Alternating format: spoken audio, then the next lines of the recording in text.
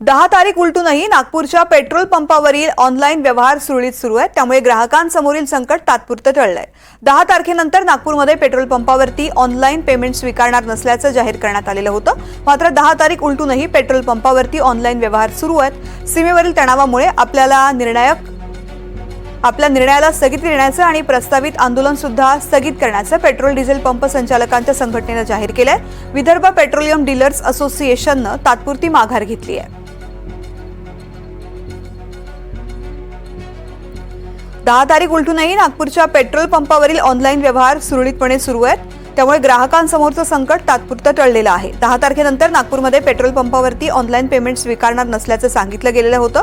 मात्र सीमेवरच्या तणावामुळे आपल्या निर्णयाला स्थगिती देण्याचा निर्णय आणि प्रस्तावित आंदोलन स्थगित करण्याचा निर्णय पेट्रोल डिझेल पंप संचालकांच्या संघटनेनं जाहीर केला आहे। विदर्भ पेट्रोलियम डीलर्स असोसिएशननं तात्पुरती माघार घेतली आहे।